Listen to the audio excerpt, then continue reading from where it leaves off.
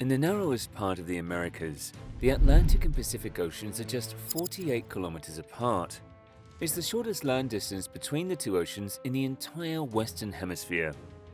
That's exactly why this spot, the Isthmus of Panama, was chosen to connect both sides of the world.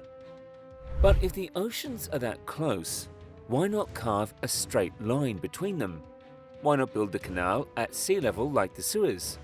And why is everyone suddenly asking if the Panama Canal is dying? Let's dig into those questions and see what's really happening at the Panama Canal.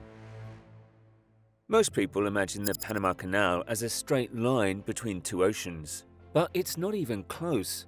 The land here is rugged. Steep hills, deep valleys, and fast-moving rivers cut through the isthmus. Trying to dig a straight, sea-level canal through this kind of terrain would have meant excavating millions of cubic meters of rock, constantly battling landslides, and dealing with daily flooding from shifting tides. The Pacific side sees some of the highest tidal shifts in the world, up to 6 meters, while the Atlantic barely moves. These tides make it impossible to build a stable, level waterway from one side to the other. But that wasn't the only challenge. The Chagres River, which cuts across the canal zone, floods violently during the rainy season.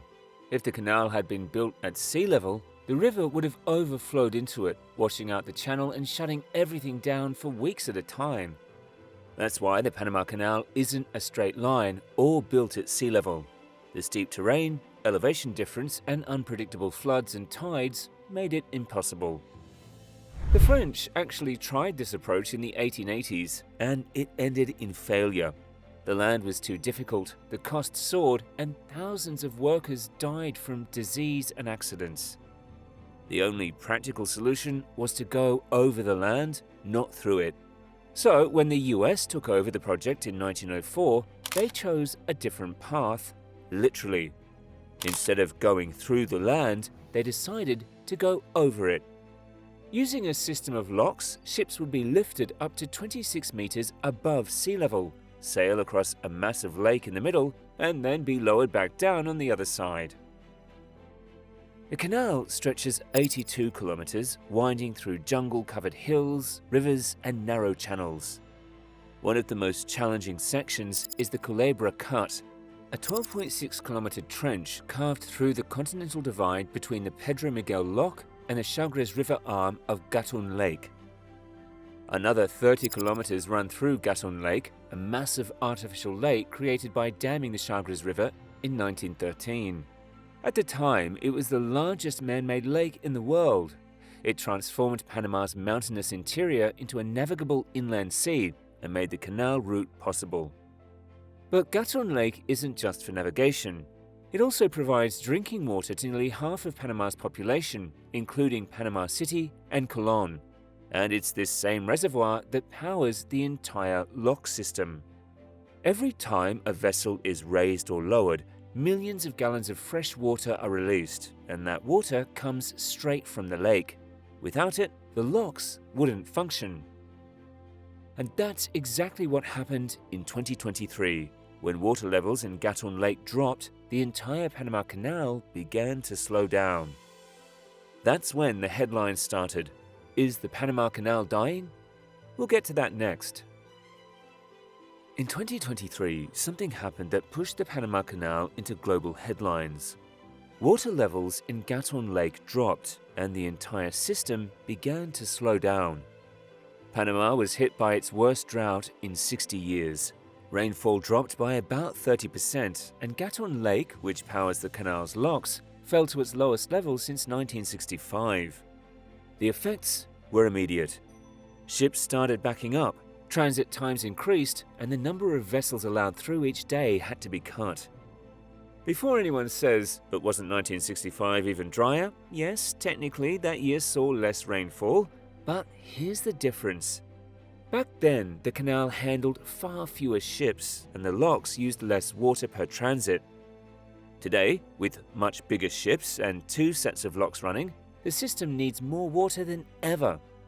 So even if it didn't rain quite as little in 2023, the impact was much worse. The Panama Canal normally handles 36 to 38 ships a day, but with less water available, that number dropped. By January 2023, the daily cap was reduced to 32. Then it dropped again to 24 ships a day by November. For one of the busiest trade routes in the world, that was a major slowdown. By March 2024, there were signs of recovery.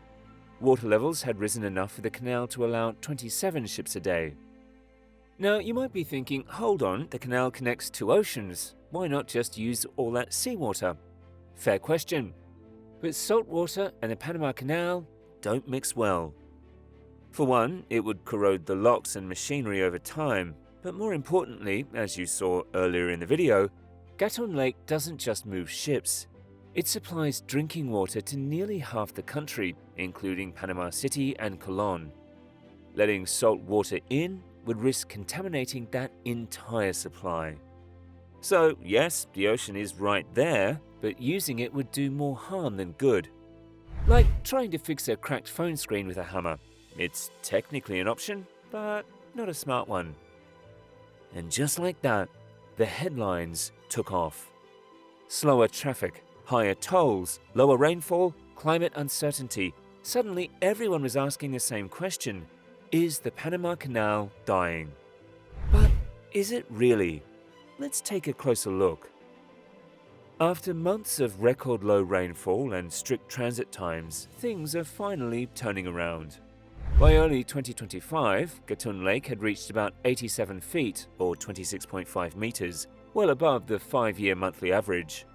For the first time in over a year, the Panama Canal Authority could ease up. Draft restrictions were lifted, allowing heavier vessels to pass, and daily ship transits were slowly increasing again. But while the worst is behind, the canal isn't back to full strength just yet. As of March 2025, the daily average was around 34 vessels, a recovery from the low of 22 at the end of 2023, but still short of the typical 36 to 38 ships the canal was built to handle. The drought had eased, but its effects still lingered. To keep things moving, the Canal Authority has lowered transit fees by about 15% compared to the previous year, part of a pushback to win customers who'd rerouted to longer paths like the Suez Canal or around the Cape of Good Hope. In the meantime, our biggest solution is already in motion. It's called the Rio Indio Project, a $1.6 billion plan to build a new dam and reservoir that could hold 1.25 billion cubic meters of water. The goal?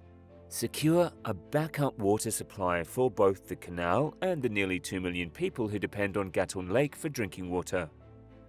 The project is ambitious. A new 90-meter high dam will rise on the Rio Indio, connected to the existing system through an 8-kilometer underground tunnel. If all goes to plan, construction will begin in 2027 and finish by 2031. The new reservoir could add enough water to support 11 to 15 more transits per day during the dry season. Until that long-term solution is ready, the Canal Authority is taking smaller steps to manage water better. Cross-filling systems at the Panamax locks now recycle water between chambers, saving enough to cover up to 6 ship transits per day. And while the outlook for the rest of 2025 is positive, officials are already warning of another possible drought within 4 years. Without the new reservoir in place by then, the canal could be right back where it started. So, is the Panama Canal dying? No, but it is being tested by climate, by capacity, and by the rising costs of keeping it running. And while the canal isn't going anywhere anytime soon, its problems have set something big in motion. Droughts, delays, and shifting trade patterns have pushed countries to start looking elsewhere. To Arctic passages, overland railways, and even entirely new canals. In other words, the race is on. If you want to see who's trying to take Panama's place on the map, check out our video, The Race to Replace the Panama Canal. Make sure to like, share, and subscribe for more Mega Build stories.